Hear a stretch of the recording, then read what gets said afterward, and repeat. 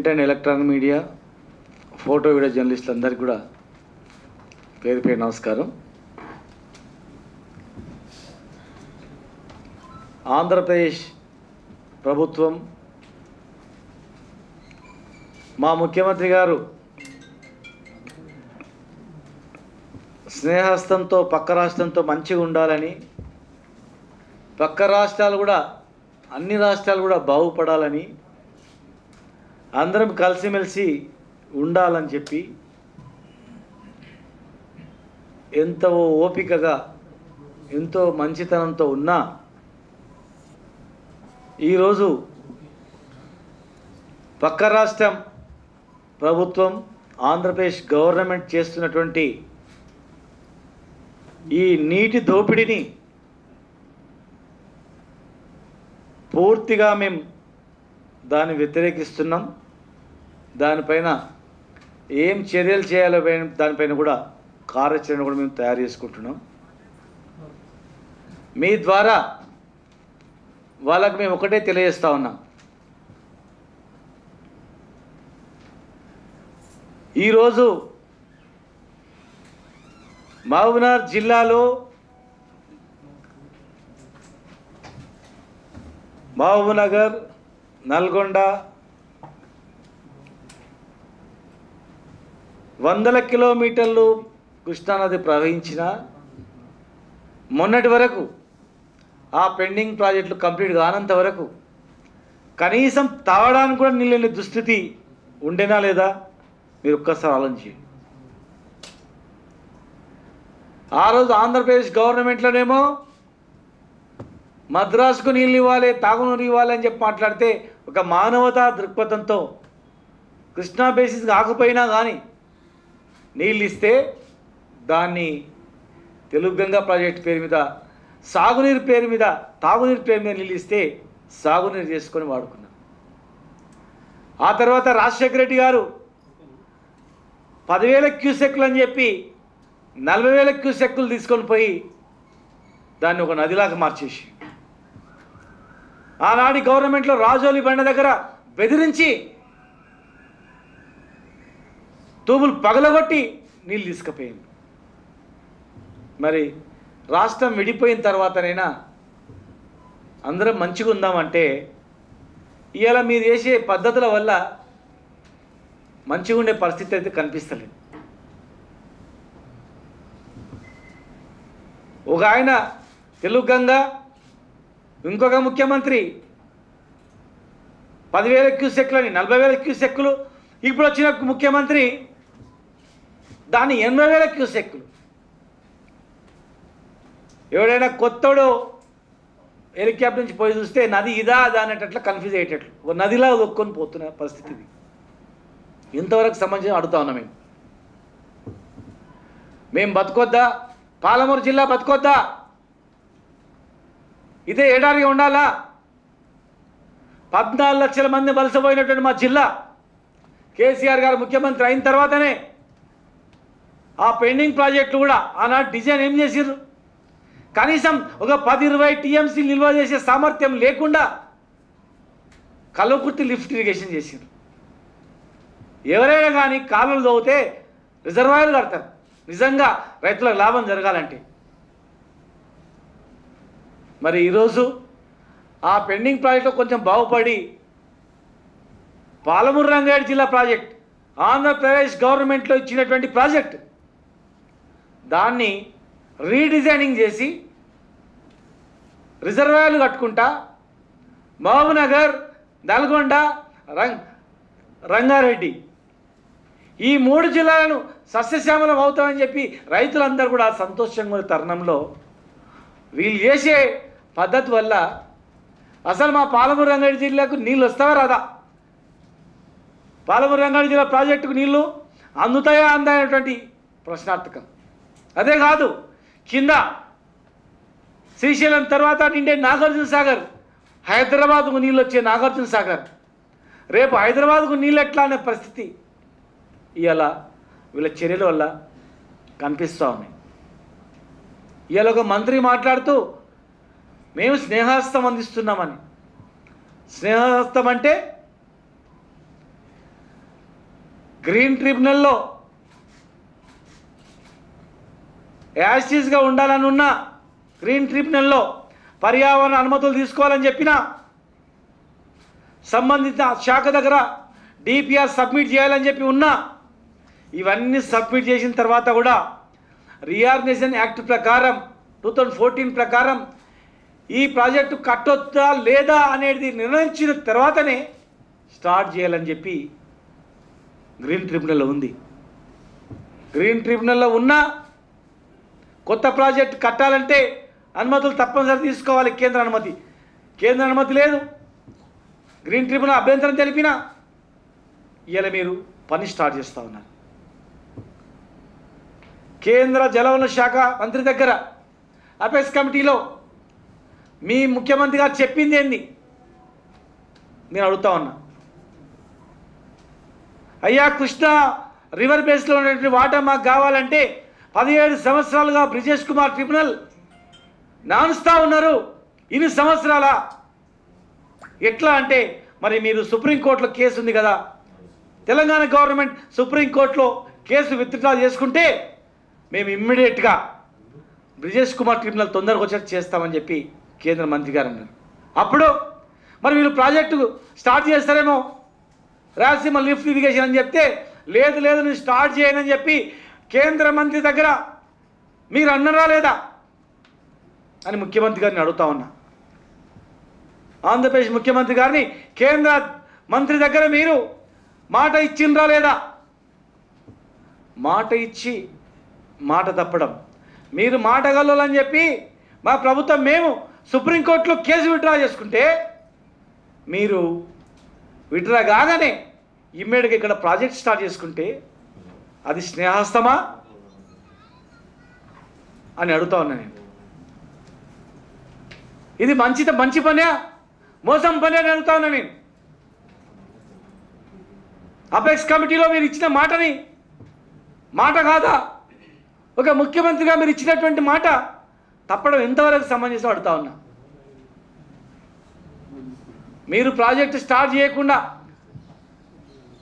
Brijesh Kumar tribunal తీర్పు పైన ఒత్తిడి తెచ్చి తొందరగా అయ్యేటట్టు చేసుకొని నీటి వాటా కేటాయించుకున్న తర్వాత మీరు ఒకవేళ మీకు కేటాయించిన వాటాలోనే మీరు పని చేస్తున్నామంటే దానికి ఒక అర్థం ఉంది. మీరు విత్డ్రా చేయించి సుప్రీంకోర్టులో మాట ఇచ్చి మాట తప్పి పని స్టార్ట్ చేసి ఈరోజు స్నేహస్తం అంటే ఇది స్నేహస్తమా? తెలంగాణలో సామెత ఉంది, నోట్ల చక్కెర కడుపులో కత్తెర అన్నట్టు. ఈ రకమైనటువంటి పద్ధతి కనిపించింది తప్ప నిజమైన స్నేహస్తం అనేది లేదు. ఈరోజు ఎన్నో సంవత్సరాలుగా మహారాష్ట్ర గవర్నమెంట్తో ఆంధ్రప్రదేశ్ గవర్నమెంట్కు నీటి విషయాల్లో గొడవలు ఉండే. ఇక్కడ నాయకులు పోతే అక్కడ మొత్తం వాతలు వాయించి పంపించారు, ఏ హోదాలను చూడకుండా.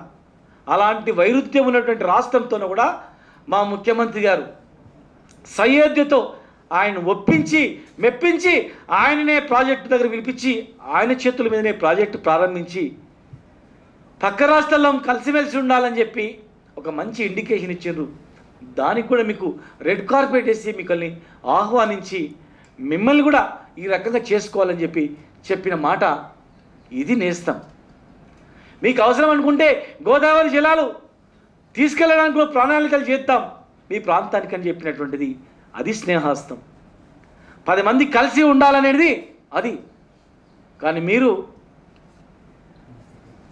కేంద్రం ఇచ్చిన మాటలను బేఖాతరు చేస్తూ మాటలు తప్పి ఇవాళ మీరు ప్రాజెక్టులు చేస్తూ మేము స్నేహస్తం అందిస్తున్నామంటే ఎంతవరకు సమంజసం పడుతూ ఉన్నాం. 70 సంవత్సరాలు ఆంధ్రప్రదేశ్ కలిసినప్పటి నుంచి నష్టమే. కలిసినప్పటి నుంచి కొట్లాడి వేల మంది చనిపోయారు. తెలంగాణ వాళ్ళు చనిపోయారు, ఆంధ్రాలో చనిపోలే, తెలంగాణ బిడ్డలు చనిపోయారు. ఎందుకంటే మాకు అన్యాయం జరిగిందని. అన్యాయం జరిగినోడు చనిపోయాడు, లాభమైనోడు హాయిగా ఉన్నాడు. ఇవాళ విడిపోయిన తర్వాత కూడా కలిసి ఉండాలనుకుంటున్నాం.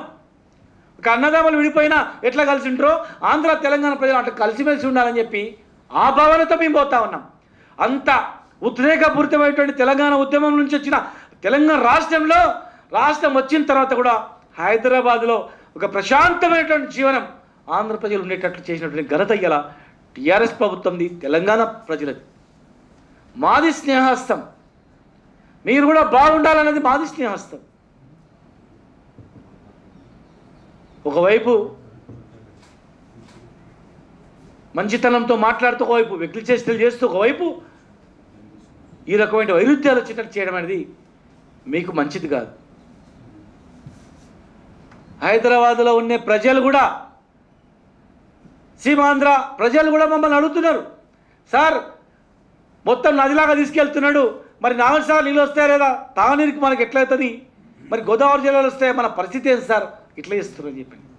మీరు చేసే పనిని మీ ప్రాంత ప్రజలు ఉన్నటువంటి హైదరాబాద్లో కూడా మంచి చేస్తున్నారంటట్లు మీరు పనిచేయండి.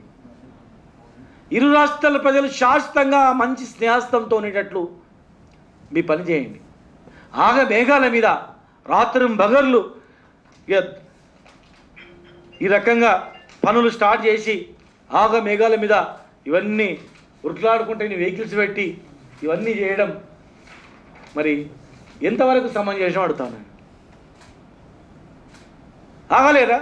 ఒకవేళ నిజంగా మీరు మీ జిల్లాలో తీసుకెళ్ళేటట్టుంటే మీరు ఆ రోజు కేంద్ర జనవల శాఖ మంత్రి దగ్గర మాట్లాడేటప్పుడు మేము స్టార్ట్ చేస్తాం సార్ అని చెప్పి చెప్పేది ఉంటుంది. ఒక కేంద్ర మంత్రి దగ్గర, కేంద్ర ప్రభుత్వం దగ్గర మాట ఇచ్చి మాట తప్పుతారా అని మేము అనుకోం. ఇవాళ మా జిల్లాని ఎండబెడతామంటే మేము ఊరుకోం. మా జిల్లాలు మళ్ళీ వలస బాటలు పట్టాలంటే మేము ఊరుకోం. ప్రాణాలకు తెగించి తెలంగాణ తెచ్చుకున్న వాళ్ళం మేము. ఆంధ్రప్రదేశ్ గవర్నమెంట్లో ఎన్ని అన్యాయాలు చేసినా, మాకు తాడానికి నీళ్ళు ఇవ్వకుండా ఎన్ని నీళ్లు దోసుకపోయినా, మా నిధులు దోసుకపోయినా, ఎన్ని కష్టాలు పెట్టినా, మీ వల్ల మీ ప్రభుత్వాల వల్ల వేల మంది చనిపోయినా, తెలంగాణ వచ్చిన తర్వాత అవన్నీ మర్చిపోయి బాగు చేసుకుందాం, బాగుపడదాం, అందరం మంచిగా ఉందామని చెప్పి కోరుకున్నాడు. మేమందరం కూడా అదే భావనలతో ఉన్నాం. మేము ఎంత దుర్మార్గం ఇది. నదుల్లాంటివా? నదుల్లాగా దొక్కుపోతారా? అసలు మేము అడుగుతా ఉన్నాం. ఇవాళ ఒక మంత్రి మాట్లాడుతూ నెల్లూరు జిల్లాకు నీళ్ళు ఇవ్వడానికని. నెల్లూరు జిల్లా ఎక్కడుంది? కృష్ణా బేసిస్లో ఉందా? పెన్నా బేసిస్లో ఉందా? చట్టంలో ఎక్కడైనా కృష్ణా బేసిస్ నుంచి పెన్నా బేసిస్ తీసుకుపోవాలని ఉందా? ఒకవేళ ఉంటే ఎలాంటి పద్ధతులు అవలంబించాలి? ఎలాంటి అనుమతులు ఉండాలి? ఎలాంటి సహాయత్వం ఉండాలి?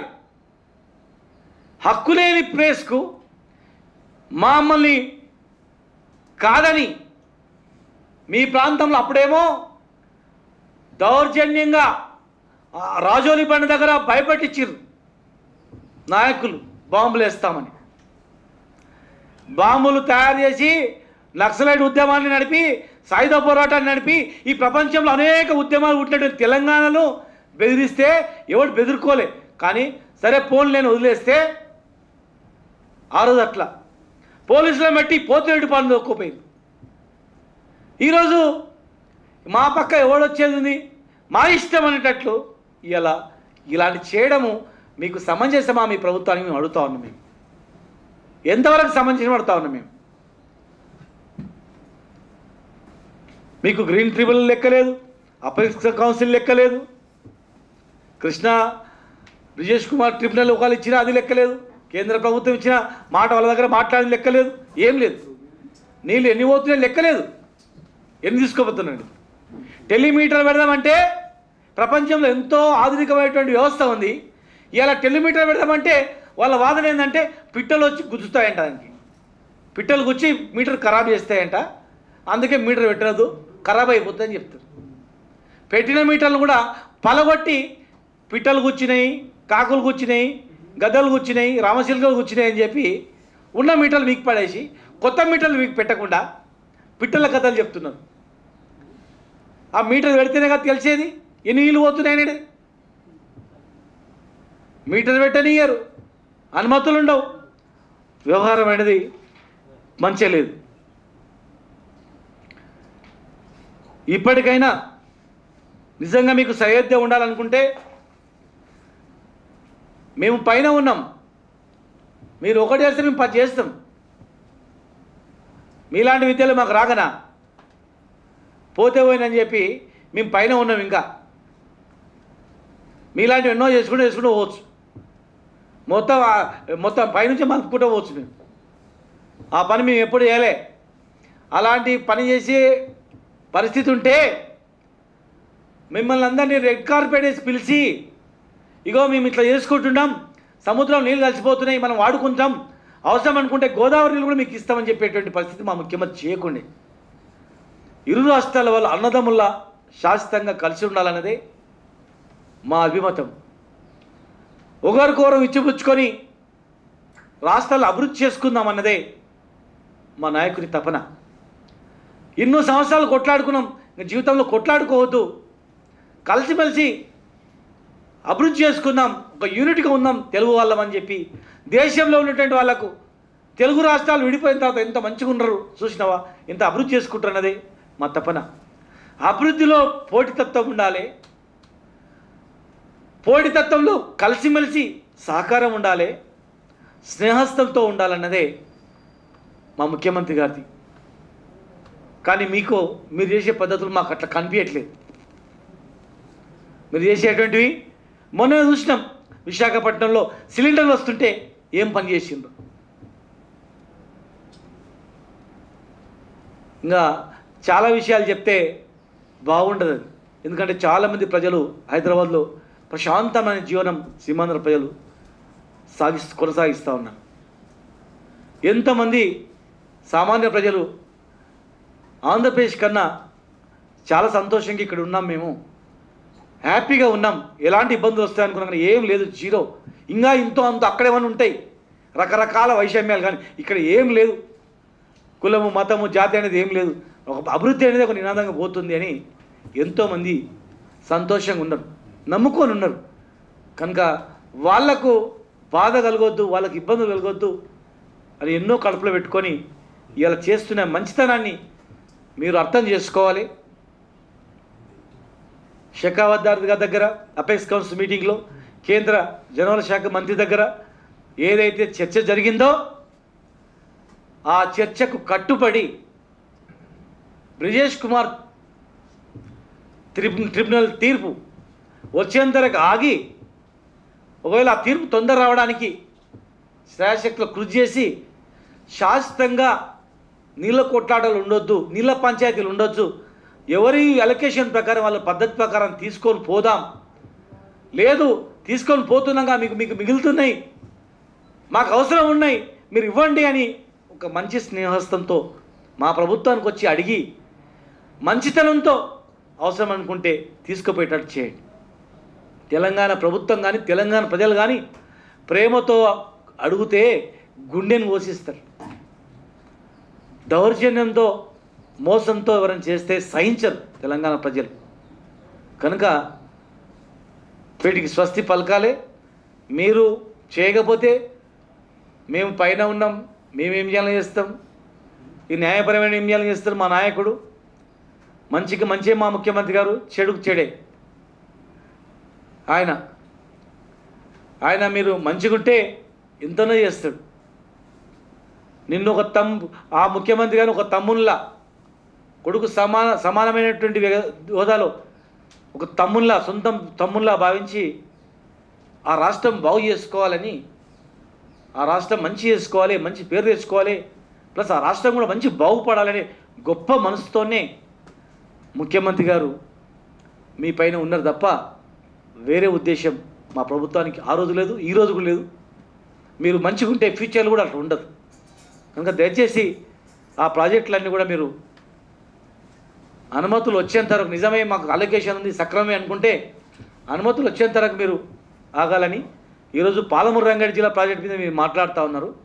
ఆంధ్రప్రదేశ్ గవర్నమెంట్లోనే మీరు ఆనాటి గవర్నమెంట్ ఇచ్చినటువంటి, ప్రభుత్వం ఇచ్చినటువంటి అనుమతులు, శ్రీకృష్ణ కమిటీ దగ్గర ఇగో మేము అనుమతులు ఇచ్చినాం, ఇంత టీఎంసీ నీళ్ళు వస్తాయని చెప్పినటువంటి నివేదిక, కేంద్ర ప్రభుత్వం దగ్గర ఇగో నీటి కేటాయింపులో ఇన్ని నీళ్ళు ఇస్తున్నాం కేటాయించిన వీళ్ళకి అని చెప్పి గోదావరి నుంచి మొదలుకుంటే కృష్ణా బేసిస్ వరకు మీరిచ్చినటువంటి మీ ప్రాంత ముఖ్యమంత్రులు ఇచ్చినటువంటి మీ ముఖ్యమంత్రులు ఇచ్చినటువంటి నివేదిక అనుమతులు జీవోలు దానికి కట్టుబడే మేము చేస్తున్నాం తప్ప కొత్తవి మావి లేవు. కనుక సయోధ్య అనే దానికి అర్థం తెలుసుకొని దయచేసి సయోధ్య దిశగా మీరు అడుగులేయండి. ఖచ్చితంగా మీరు ఒకటి చేస్తే మంచి పనం, మేము 10 మంచి పనులు చేసేటోళ్ళం. మీకు ఆపద వస్తే పక్కలుండి ఆదుకునేటోళ్ళం. సునామీ వచ్చినా తుఫాను వచ్చినా ఇంకా ఏదైనా విపత్తు వచ్చినా పక్కన ఉన్నటువంటి వాళ్ళం ఒకరికొరం కలిసి ఉన్నటువంటి వాళ్ళం.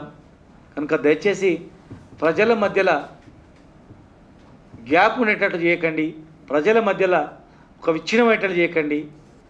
ప్రజల మధ్యలో తెలంగాణ వచ్చింది కనుక వచ్చేంత వరకు ఉండి వచ్చిన తర్వాత అయిపోయిందిలే అని చెప్పి వదిలిపెట్టుకొని మంచిగా ఉన్నారు ప్రజలు.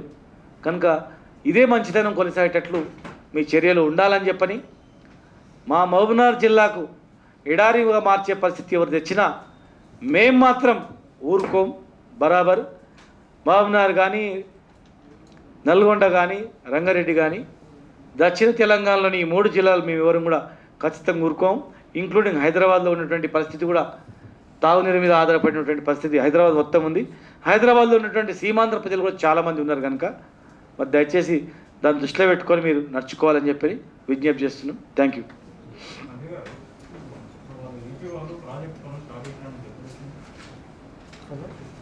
ఎట్లా తెలుస్తుంది? కనిపిస్తుంది ఎప్పుడు తెలుస్తుంది? తెలిసినప్పటి నుంచి మీ ప్రయత్నం చేస్తున్నాం. తెలిసినప్పటి నుంచే ఆ ప్రయత్నాలు సాగుతూ ఉన్నాయి. వాళ్ళు మంచితనాన్ని మితిమీరి ఎక్కువ అర్థం చేసుకుంటారు కనుక ఇక తప్పని పరిస్థితులలో ఇవాళ ఒకవైపు న్యాయ పోరాటం వైపు ఒకవైపు మా ప్రాజెక్టులు ఆపడానికి ప్రయత్నం కోర్టులు ప్లస్ ఇక్కడ మేము అట్ట చేస్తే మేము ఇంకేం చేయాలని దాని మీద ప్రయత్నం జరుగుతాం.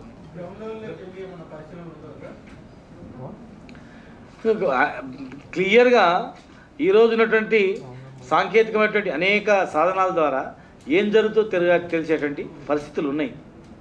ఉన్న తర్వాత మళ్ళీ గ్రౌండ్లో పోయి ఏం చేసేది ఉంది? వెనకట్లాక ఏమన్నా ఫోన్లు లేని వ్యవస్థ ఉండినా, కెమెరాలు లేని వ్యవస్థ ఉండినా, రాడార్ లేని వ్యవస్థనా? ఇక్కడ ఏం జరుగుతుందో నిమిషాలు తెలుసుకునే పరిస్థితి ఉంటుంది. ఇక్కడ ఏం జరుగుతుందో సెకండ్లలో అమెరికాలలో చూసేటువంటి పరిస్థితి ఉంది. కనుక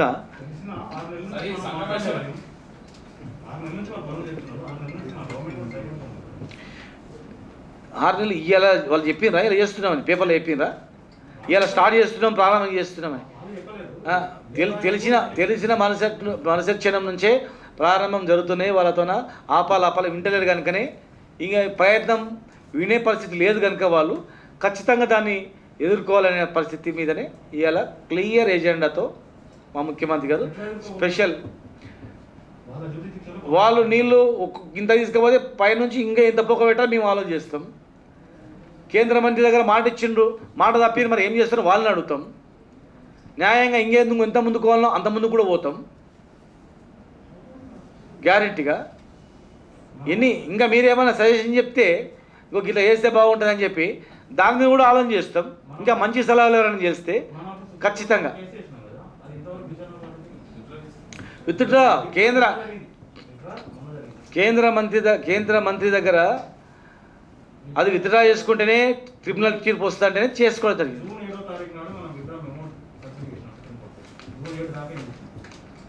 గవర్నమెంట్ ఏం చేసి నీకు చెప్తుందా? ఇది చేస్తుంది ఉట్టి చేతులు కట్టుకొని కూర్చుంటుందా? చేస్తూనే ఉంటుంది. వాడు ఒకటి కొడితే 2 దెబ్బలు ఎట్లా కొట్టాలి, ఒకటి తప్పు చేస్తే ఇంకోటి తప్పు ఎట్లా చేయాలి, ఎత్తుకు పై ఎత్తి ఎట్లా చేయాలి అనేది గవర్నమెంట్ స్ట్రాటజీ ఉంటుంది కదా. ఎట్లా అనేది ఇప్పుడు ఇలా కాము ఉన్నామా? స్టార్ట్ కాకముందే ఏం చేయాలో చేస్తున్నాం. సర్వేకి జియో ఇష్యూ చేస్తున్నారు. పైన బీచ్ పల్లి దగ్గర పైన మనం బ్యారేజ్ కట్టుకోవాలని చెప్పని ఆ బ్యారేజ్ ఎట్లా చేయాలి రకరకాలు చేస్తున్నాం కదా. మీరు కూడా తెలంగాణ బిడ్డలే, మీరు కూడా బాధ్యత ఉంది ఇట్లా చేద్దామని చెప్పి మీరు కూడా వెళ్ళండి. అక్కడ ఉన్నటువంటి మీ మీడియాలో అడగండి, ఇది పద్ధతి కాదు, ఇది మంచి పద్ధతి కాదు, అందరం కలిసిమెలిసి ఉండాలి, కొట్లాడుకునే పరిస్థితి తేవద్దు ఇట్లా అని చెప్పి మీరు కూడా గొప్ప ప్రయత్నం చేయండి.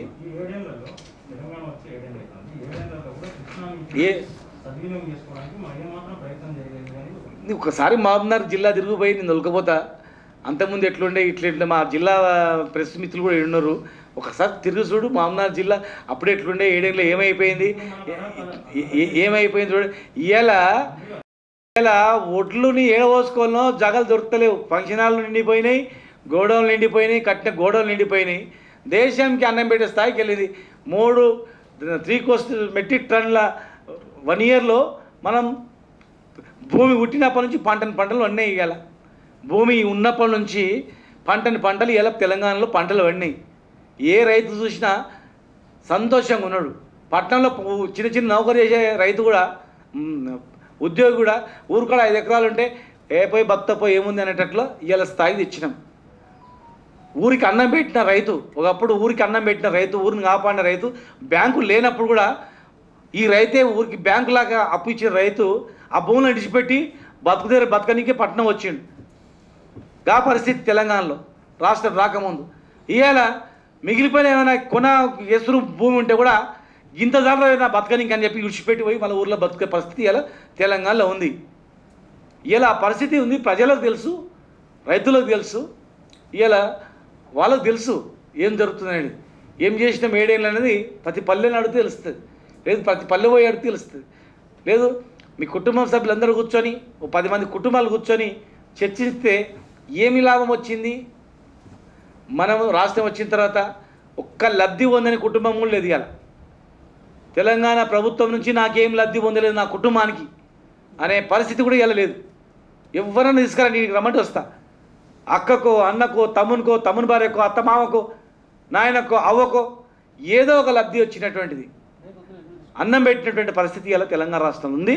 దానిలో మీరందరూ మీ సలహాలు, మీలాంటి మేధావుల గొప్ప సలహాలు, సూచనలు మీలాంటివి అన్నీ కూడా ఉన్నాయి. సమైక్యంగా అందరూ కష్టపడి మనం ఇలా తెచ్చుకున్నాం. ఇలా ఒక వేరే రాష్ట్రంలో నీళ్ళ పరిస్థితి వస్తే అన్ని పార్టీలు ఏకమవుతాయి, అందరు ఏకమవుతారు, విలేకరులు ఏకమవుతారు, రాజకీయ నాయకులు ఏకమవుతారు, మేధావులు ఏకమవుతారు, అందరూ ఏకమవుతారు. ఈ రాష్ట్రంలో కూడా గట్ల మనం కూడా చీమి రక్తం ఉన్నోళ్ళు, మనం కూడా పౌరుషంగా బిడ్డలు, అందరికన్నా ఇంకా పౌరుషంగా ఉన్నట్టు మనం కూడా అరే తెలంగాణకు అన్ని అందరితో చూసినా ఎట్లా దండులాగా తయారైనట్టు ఎట్లా మనం కూడా కావాల్సిన అవసరం ఉంది. ఆటోమేటిక్ అవుతారు కూడా, 100% అవుతారు గ్యారెంటీగా. ఆ పరిస్థితి వాళ్ళు తెలంగాణకు నష్టం చేస్తే ఎవరు కూడా ఊరుకోరు. Thank you very much.